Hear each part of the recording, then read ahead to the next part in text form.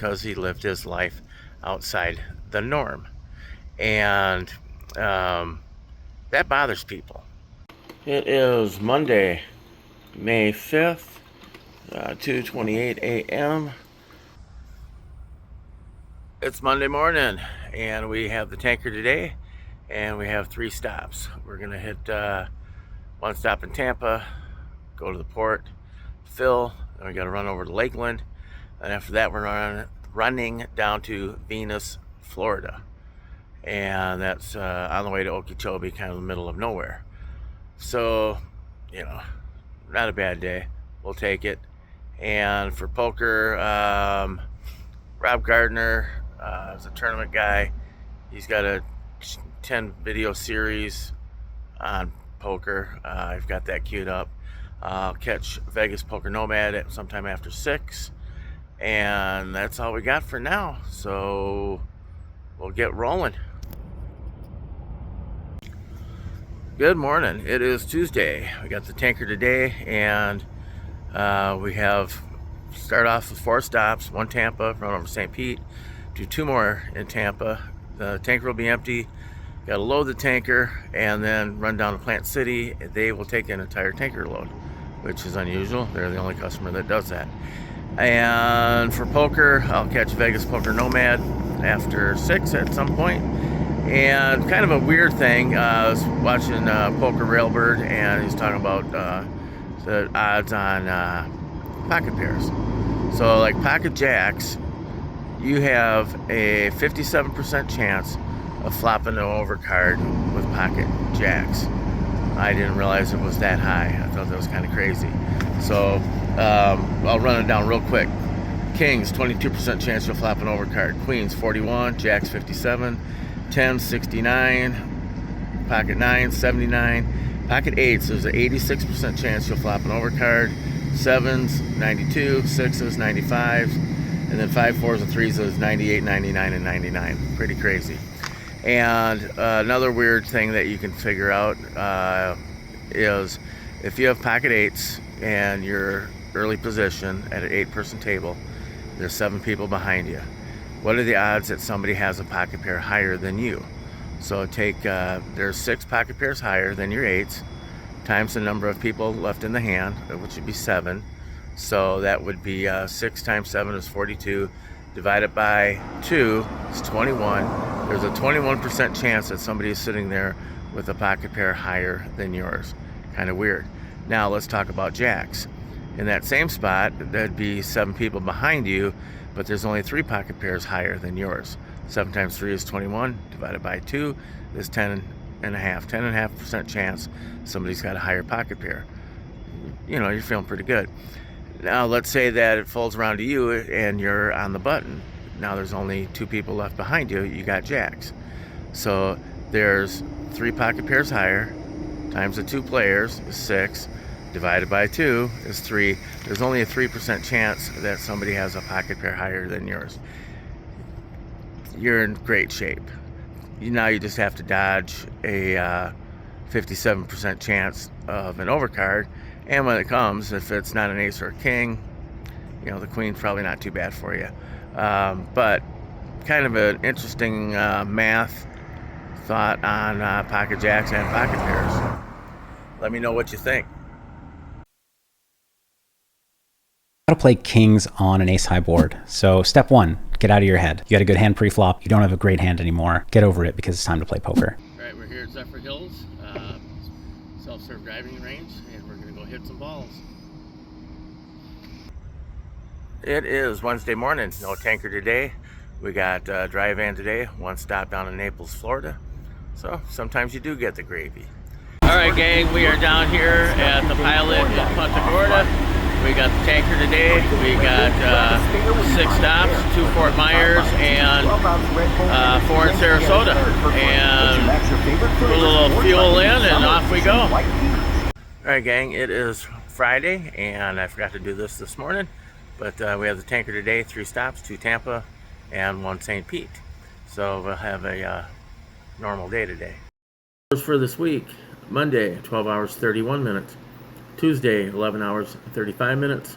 Wednesday, 12 hours right on the nose. Thursday, 12 hours and 5 minutes. And Friday, that was a really good one, 9 hours and 13 minutes for a total of 57 hours, 24 minutes. But I need to go on a little bit of a rant. Here are the two videos that I'm referencing. The one from yesterday is on the second one, and today's the top one. So let's go to the 2 poker dealing jobs in 2025 video first. And this is Vegas Poker Nomad. Okay, so he's talking about that he's going to be dealing on a regular basis. Now, my problem is with this comment. Okay, right here, Sin City Capital. So his remark is, finally made a decent decision. Now it's time to stop playing around and get an apartment. Based on your situation, I would recommend getting a place behind the Gold Coast, so on and so forth. That was the first video. And let's go back to this video where he leaves another comment. Here's mine. Congrats on your new direction in life. I agree with the 8-hour shifts. That would seem pretty easy in comparison. Okay, this is the day Rice grew up. I would like to take credit for this. He listened to my trolling and realized I was right and changed his ways. Now he's going to have to get an apartment because he won't be earning a lot of comps to get free rooms anymore, and Airbnb all month is more expensive than just getting an apartment. Now the second half, that's just about monetary decisions. But so I said, what's wrong with someone living outside the norm? So here he's moving the goalposts. So he replies, he likes efficiency. He'll soon realize it's more efficient to have an apartment if he's basically dealing full time. Again, that's neither here nor there. It's about the living outside the norm, and you took credit for him not being nomad anymore.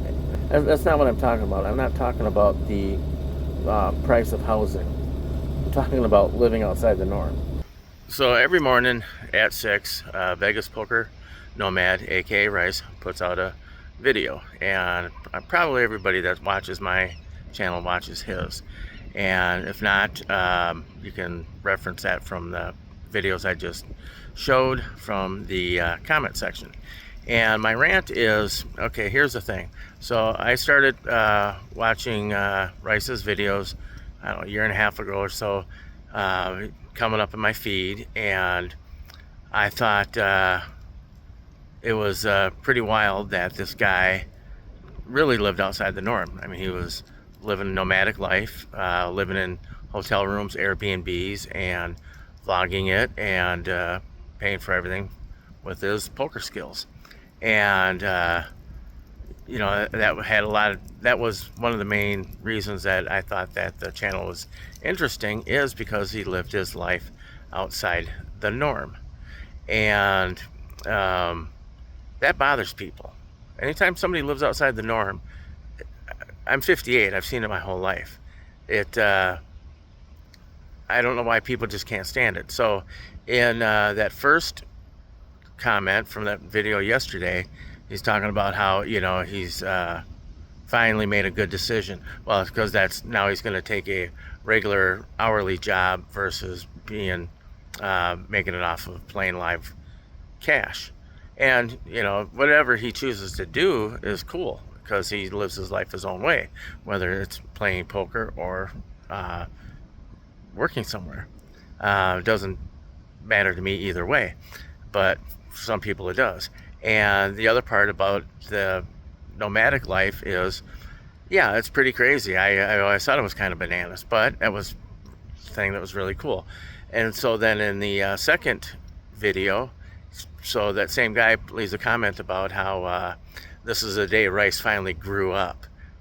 Oh, okay, because he stopped living outside the norm. People just can't stand it when people live outside the norm. And I'll give you a couple of quick examples here. But so then, you know, saying he's going to have to get an apartment. So I left the comment, what's wrong about living outside the norm? And then he was basically talking about the cost of putting a roof over your head. No, that's not what we're talking about here. It's people, taking credit for him no longer being nomadic and making his life living playing poker. You're happy and you're taking credit for that. He's now has an hourly job and should go get an apartment, because I don't know, apparently you can't stand that people can live an abnormal life and be happy. So, and a couple examples. I've had friends, family, co-workers my whole life. Anytime somebody goes to take a risk, that everybody just loses their shit. When I lived in Minnesota, I worked for Von Hansen Meats. I managed one of their stores, and most of their stores were corporate owned, but they did have some franchises.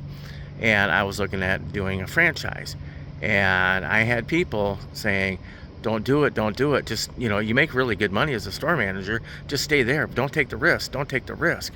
I mean, what if something goes wrong? I don't know. What if something goes right? And then 2008, the GFC hit, so that pretty much put that on the back burner. And then we moved to Florida in 2010. But yeah, just you can't do that. You can't take risk. Never stick your neck out. Just follow the crowd. Just whatever's normal, do normal. Don't ever do abnormal. Oh, how dare you, And these people, they can't stand it. And I've met these people, they're friends, family, and relatives, co-workers, that, you just fit in. Just do the normal thing. Anything outside of that, you can't do that. What do you think? You're special? No, you just go get a job, get a mortgage you can't afford, put 2 cars in the driveway you can't afford, and then try to take a vacation while you grind yourself into the fucking ground. So, watching somebody live outside the norm I thought was pretty cool, and people can't stand it. The second one is, we moved to Florida as a meat cutter. Couldn't make much money, so I went and got my CDL. After several years of driving for others, I went and got my own truck. Same thing. Don't do that. Get the steady paycheck. Don't do that. That takes risk. What if it fails? You can't take risk. Just be normal. Just do everything that everybody else does. Well, okay, whatever. And so I did that for about 3 years. Last year my truck was breaking down a lot. Don't buy a Volvo, Pete, Kenworth, or a Freightliner. And I was struggling to make good money. Still made more money than I did as a meat cutter, but I knew I could make better money with my CDL elsewhere, and that's where I'm at now. But I still took my chance, took my shot. So that's where it just kind of drives me bananas that these people, he's taking credit for Rice finally growing up and getting a stable job and should go get an apartment. Go fuck yourself, If that's what he wants to do, great. Go for it. Do whatever you want to do. But the fact that you think that you wrestled him into this decision because, playing poker and living nomadically, that's just a bridge too far for some people. So that's my rant. Put in the comments your thoughts on it, or your experiences where anytime you stuck your neck out and everybody around you told you, don't do it. You know what? Sometimes when you stick your neck out, you get your head lopped off. Shit happens. I don't know.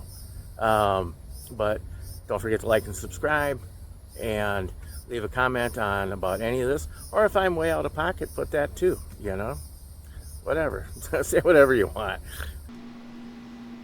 All right, so we are at 2663.97. It's Friday night, and we just started playing some tournaments, and I'll get them filled in, and we'll see how we do.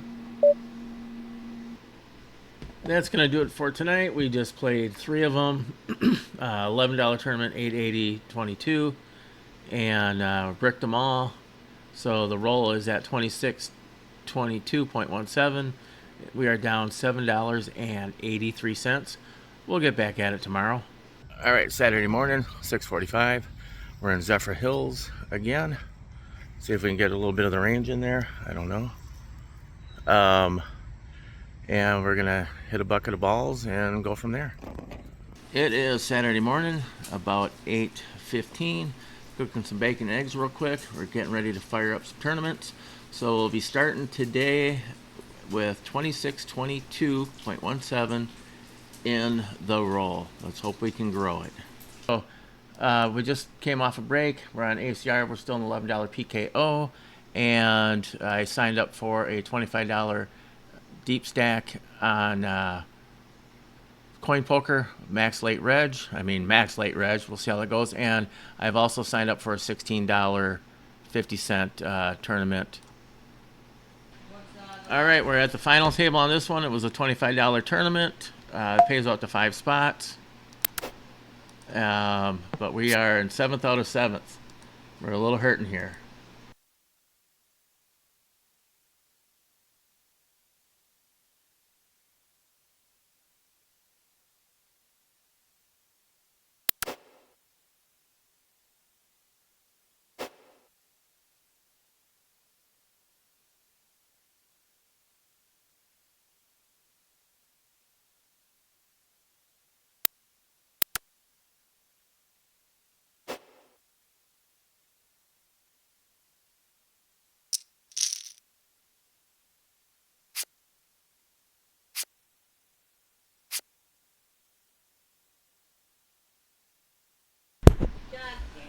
Can you believe that shit?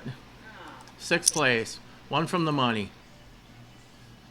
All right, gang. We made final table, and we're down to 7 of us. And picked up a bounty, so that was good. Let's hope my hand holds here. It did hold. All right. Whoops. We got the flush over here plus the redraw to the straight flush. So I picked up $57 in bounties and took the guy out, so we're down to 6 of us, which is pretty sweet.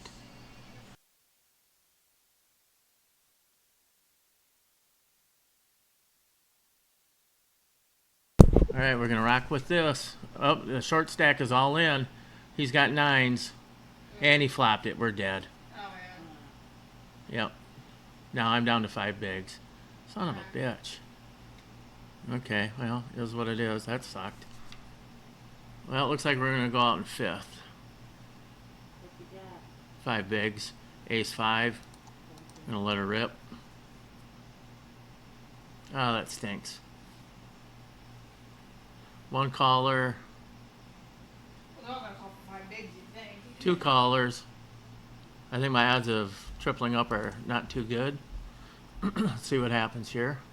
He raised it. Yep. He folded. I'm ahead. I'm winning. And you know, king, no jack. Yep. Give him a pauses. It makes my heart hurt. Oh my It God. held. I'm waiting to see the boom effect. I got 17 bigs left. All right, we're down to 4. Where does that put us money-wise? 4th place is 156. Needed that. All right, in this one, we're almost done with break. We're in 14th place out of 362. And in this one here, we're down to 4 of us. Unfortunately, I'm struggling a lot at this point. All right, that was pretty crappy, but we'll take it. We're in 3rd place with no chips. So we are guaranteed 216, plus we have our $57 knockout. Nice. Let's see what we can do.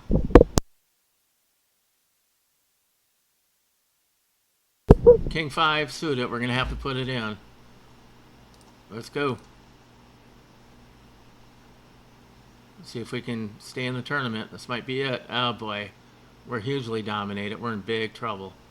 King or a 5. King or a 5. Come on, river.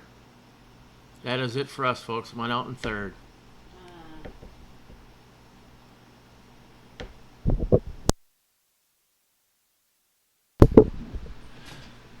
So how did we do? On Friday, played 3 tournaments, bricked them all. On Saturday, it looks like we played 6. I got 2 final tables. Final tables aren't green. Unfortunately, on this one, it only paid out to 5th place. It was a $25 tournament. Went out with Queens versus Ace King, classic. And then on this one, 3rd for 273. And this was some PKO money. I didn't do very well, but I did get a couple of knockouts.